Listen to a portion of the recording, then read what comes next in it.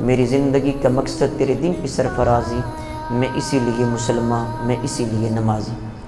عزیز سامعین محترم، اس دنیا میں ہر بندے کی خواہش یہ ہے کہ میں پاپولر ہو جاؤں، مشہور ہو جاؤں، میں بیلوڈ بن جاؤں، ہر بندہ مجھے محبوب رکھے، ہر بندہ میری بات کرے، جے جے کار میری ہو، مجھ سے ہی میری ہی تعریفیں کی جائیں، اور مرکز نگاہ بھی میں ہوں اور مرکز گفتگو بھی میں ہوں۔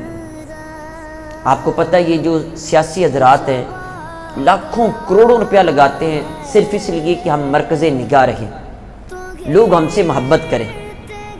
امیر لوگ اسی لیے پیسہ خرچ کرتے ہیں، بڑی بڑی ایسی دعوتیں۔ میں نے یہ دیکھا ہے کہ جب بندہ امیر ہو جائے تو پھر ایسے کسی دوست کو فون کرتا ہے، یار آپ کی میرے طرف دعوت ہے، پھر دوستوں کی گیٹ ٹوگیدر ہوتی ہے، وہاں پہ کھانے شانے مختلف پکائے جاتے ہیں، رکھے جاتے ہیں، اور پھر جاتے ہوئے صرف ایک جملہ وہ سننا چاہتا ہے، جی جناب ملک صاحب وہ آپ کی نا یہ بڑی مہربانی آپ نے انوائٹ کیا تو آپ کا یہ کھانا بڑا اچھا تھا۔ یہ صرف یہ چاہتا ہے کہ میں someone loves me، کوئی نہ کوئی مجھ سے محبت کرتا چلا جائے۔ اچھا میں آج آپ کو یہ راز کی بات بتاؤں گا، اگر آپ چاہتے ہیں کہ یہ دنیا والے آپ سے محبت کریں تو کیسے ہوگی، اور پھر یہ بھی آپ سے عرض کروں گا کہ یہ دنیا والے جو آپ سے محبت کریں گے اس محبت کا فیصلہ، اور اگر دنیا والے آپ سے نفرت کریں تو اس نفرت کا فیصلہ اس دنیا میں نہیں ہوتا، وہ آسمانوں پہ ہوتا ہے۔ باقاعدہ وہاں پہ اللہ تعالیٰ کی طرف سے اعلان کیا جاتا ہے، اور باقاعدہ وہاں جبرائیل علیہ السلام ساری آسمانی دنیا میں اعلان کرتے ہیں، اللہ تعالیٰ کی طرف سے حکمن کہا جاتا ہے۔ اچھا آپ کہیں گے وہ کیسے؟ کچھ چیزیں ایسی ہیں جب آپ اپنے اندر ان کو شامل کریں گے تو آپ بھی اللہ کے محبوب بن جائیں گے۔ جب اللہ آپ کو محبوب بنا لے گا پھر اللہ کے فرشتے آپ کو محبوب بنائیں گے، آسمانی دنیا آپ سے محبت کرے گی، تو یہ زمینی دنیا آپ کی غلام بن کے رہ جائے گی۔ اچھا آپ کبھی غور کریں، ہمارے اس علاقے میں گرد و نواح ایک بابا جی تشریف لائے، وہ پاکستان کے نہیں تھے، پاکستان بنا بھی نہیں تھا، وہ افغانستان سے آئے، ان کی بولی بھی ہمارے جیسی نہیں تھی، اور نہ ان کی والدہ والد یہاں پہ آئے، نہ بہن بھائی آئے، نہ رشتہ دار آئے، ان کی بولی بھی اور تھی، اور بالکل تنے تنہا وہ آئے، یہاں آ کے انہوں نے ڈیرا لگایا، تقریباً 1000 سال ہو چکا ہے ان کو۔ آج بھی اب چلے جائیں ابھی بھی ان کی قبر کے اوپر میں پورے 100% یقین کے ساتھ کہتا ہوں ابھی بھی ان کی قبر پہ تلاوت ہو رہی۔ اچھا اس بابا جی کا نام کیا ہے؟ داتا گنج بخش علی اجمیری۔ انہوں نے کیا ہے؟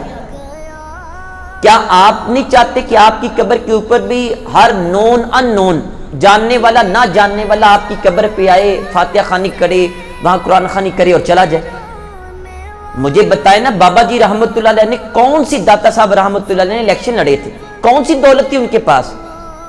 کیوں ان کی قبر کے اوپر آج بھی لوگ، یعنی ایک وہاں پہ گروہ جاتا ہے رات 9 10 11 بجے تک، جب وہ لوٹنے لگتے ہیں وہاں مقامی لوگ اٹھ کے وہاں پہ آ جاتے ہیں کہ وہ پچھلی رات وہاں پہ تہجد پڑھیں گے، رات 4 بجے وہاں پہ محفل ہوتی ہے، ڈیلی ہوتی ہے، اور وہاں پہ درود و سلام کے گجرے نچھاور کیے جاتے ہیں، وہاں پہ قرآن خوانی۔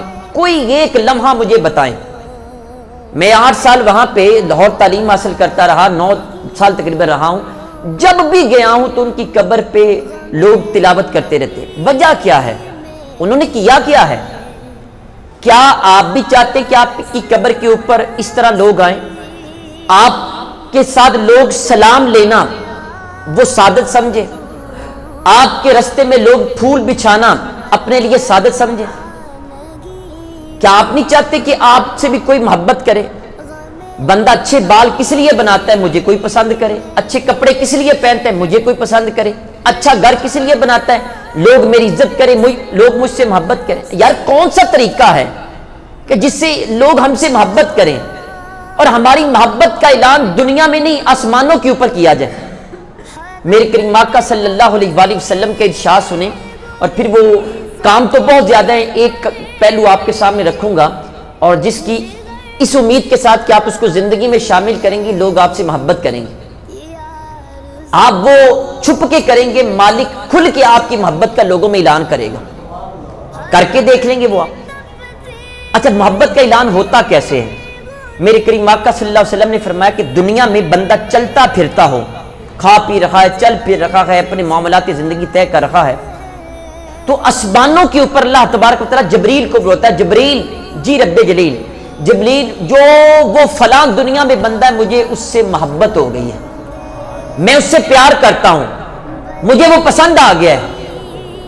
تو جبریل علیہ السلام کیا کرتے ہیں؟ کہتے کہ مالک میں بھی اس سے محبت کرتا ہوں۔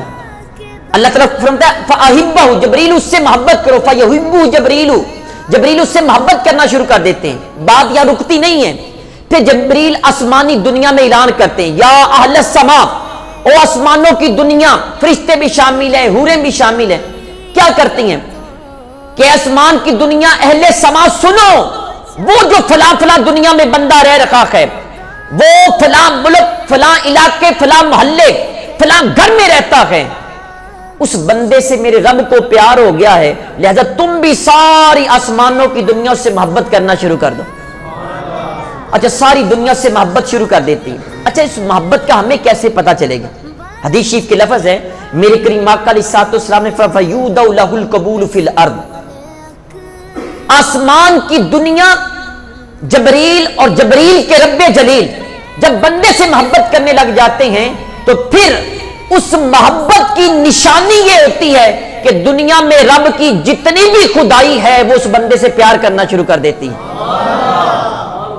لوگوں کے دلوں میں اس سے محبت رکھ دی جاتی۔ اچھا آپ کئی، میں کی چھوٹی سی مثال دوں، ابھی 1-2 سال پہلے آپ کو پتا امیر المجاہدین رحمت اللہ علیہ دنیا سے گئے، 40-50 لاکھ اس سے بھی زیادہ لوگوں نے جنازہ پڑھا۔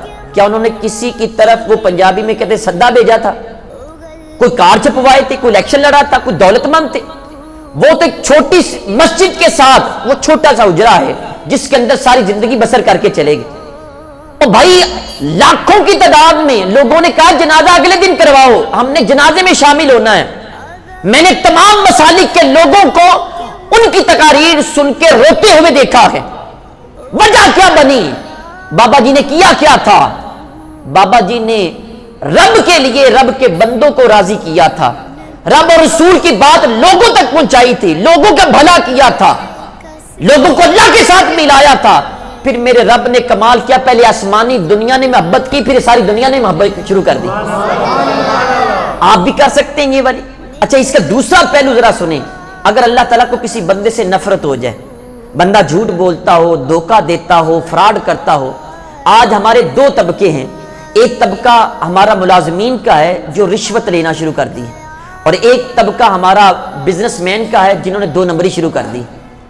بزنس مین وہ ہر طرح کی 2 نمبری کا رکھے ہیں، ایک چھابڑی لگانے والا بھی بزنس مین ہے، ایک ریڈی چلانے والا بھی بزنس مین ہے، اور ایک عام چوکی دار کلاس 4 کا ملازم وہ بھی نوکری کرتا ہے۔ نوکری کرنے والے رشوت شروع کر دی، اور جو بزنس مین انہوں نے 2 نمبری شروع کر دی۔ اور اگر اللہ تعالیٰ کسی کو ناپسند کرے، جبریل کو پھر بلاتا ہے، جبریل جی رب جلیل انی ابغض فلانا، مجھے فلاں سے نفرت ہو گئی، میں ناپسند کرتا ہوں، یا اللہ میرے لیے حکم فابغضہ، اے جبریل تو بھی اس سے نفرت کر۔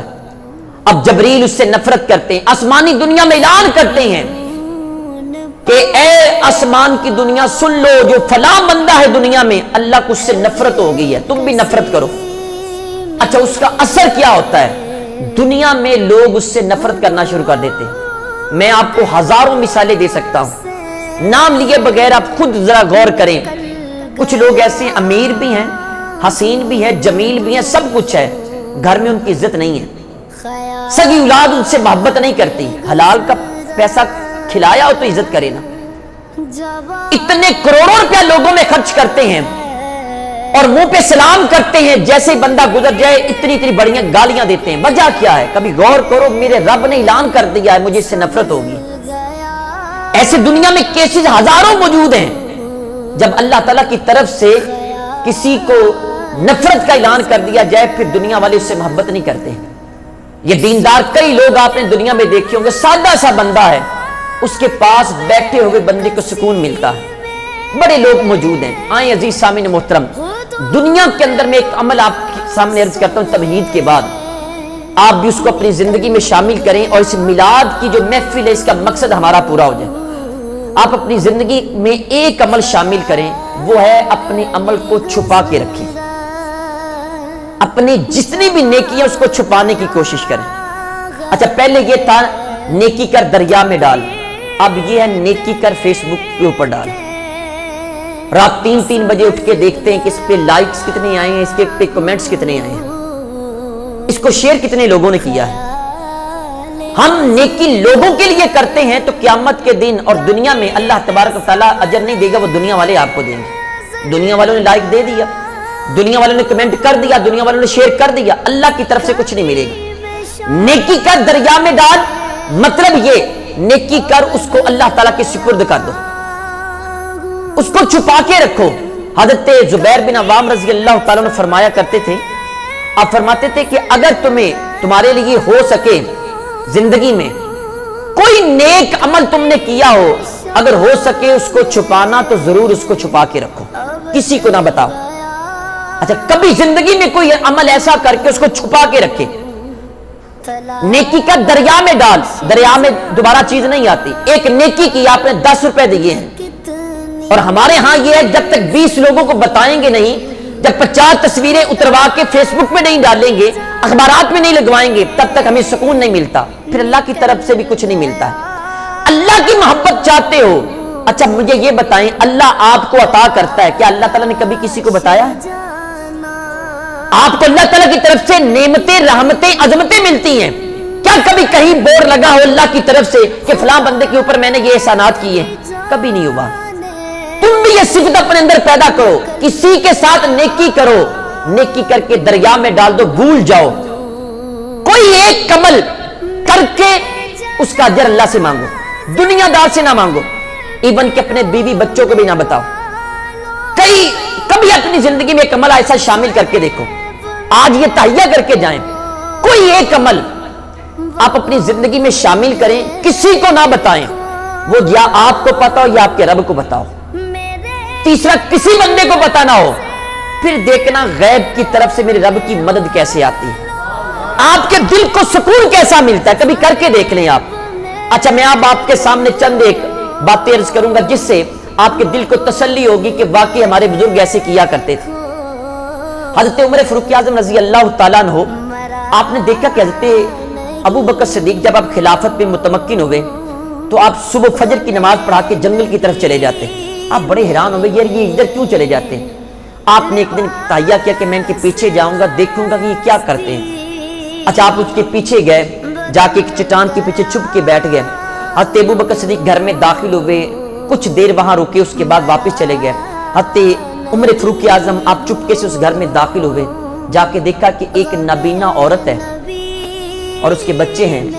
تو جا کے پوچھا کہ اے عورت, یہ جو شخص ابھی تھوڑی دیر پہلے یہاں آیا تھا چلا گیا ہے, آپ یہ کون ہے؟ کہا بیٹا مجھے نہیں پتا ہے. کہا کرتا کیا ہے؟ کہا کرنا کیا ہے, میں نابینا ہوں, کچھ نہیں کر سکتی. گھر میں جھاڑو دیتا ہے, گھڑے میں پانی بھرتا ہے, میرے لیے کھانا تیار کرتا ہے اور کر کے چلا جاتا ہے.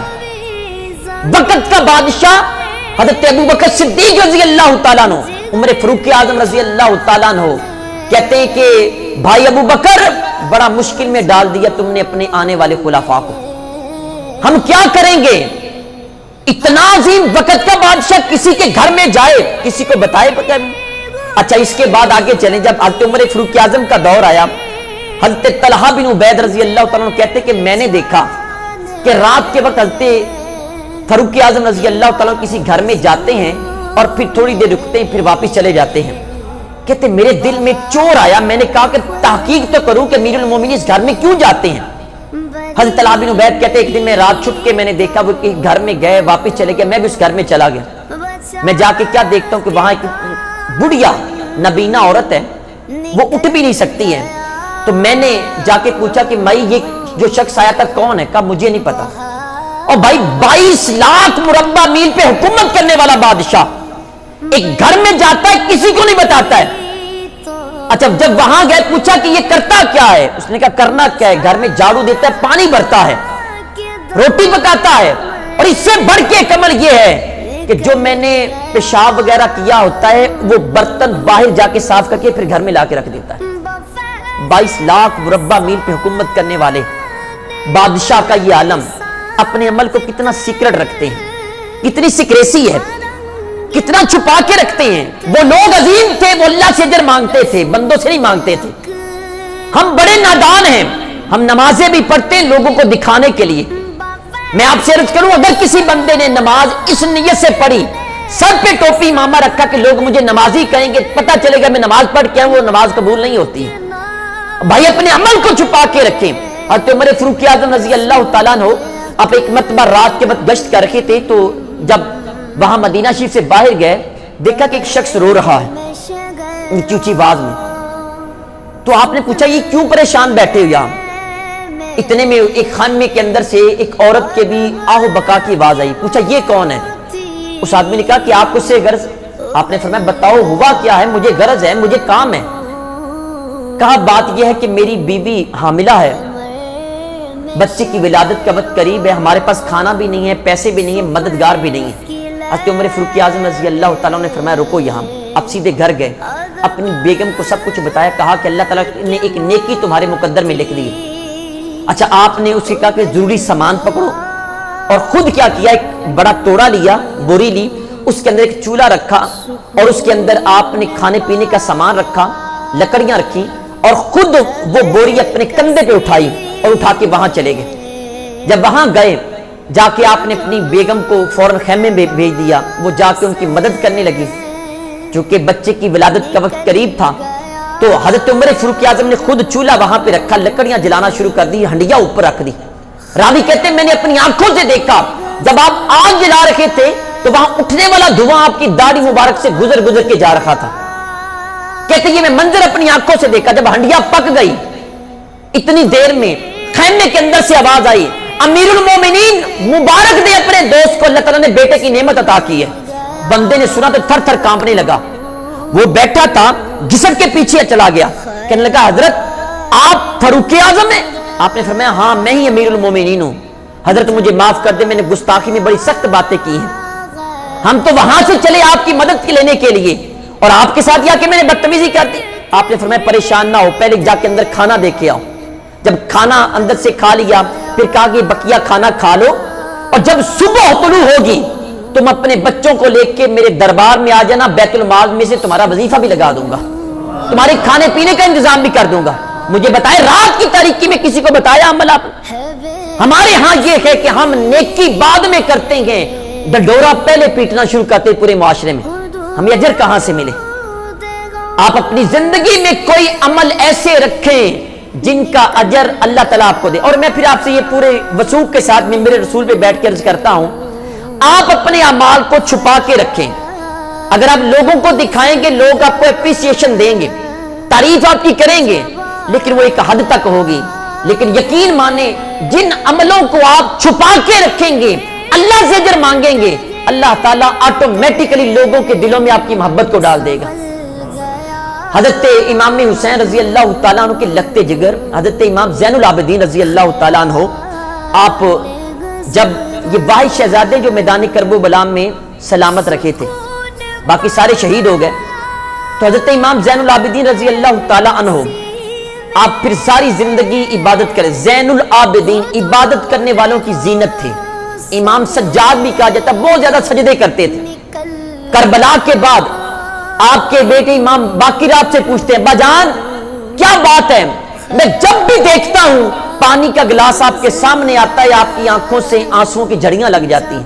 کہا بیٹا جو منظر میں نے اپنی آنکھوں سے دیکھا، اگر تم بھی دیکھ لیتے تمہاری بھی یہی حالت ہوتی۔ ساری زندگی عبادت کرتے رکھے، اللہ کی بارگاہ میں سجدے کرتے رکھے۔ عبادت کا یہ عالم تھا کہ ایک دفعہ لوگوں نے دیکھا کہ خانہ کعبے کے گرد کوئی شخص چکر لگا رکھا ہے، طواف کر رکھا ہے، اور رو رو کے عرض کر رکھا ہے کہ مالک تیری زمین میں درختوں کے اتنے پتے نہیں جتنے میرے گناہ ہیں، ریت کے اتنے ذرے نہیں جتنے میرے گناہ ہیں، اے میرے مالک کو مولا میں بڑا گناہ گار ہوں، مجھے معاف کر دے۔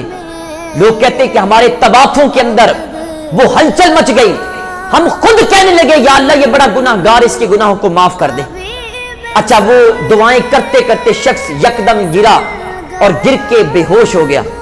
لوگ کہتے ہم آگے بڑھے, ہم نے جیسے ہی ان کو سیدھا کر کے جب چہرہ دیکھا تو دیکھ کے لرزہ بردام ہو کے رہ گئے کہ وہ جو ساری رات طواف کرنے والا, ساری رات عبادت کرنے والا, وہ کوئی غیر نہیں تھا, امام حسین کے شہزادے حضرت امام زین العابدین تھے, جن کی راتیں رب کی بارگاہ میں سجدے کرتے ہوئے گزرتی, جن کے دل لوگوں کی مدد کرتے ہوئے گزرتے. ان لوگوں کا عالم کیا تھا, وہ نیکیوں کو کیسے چھپاتے تھے.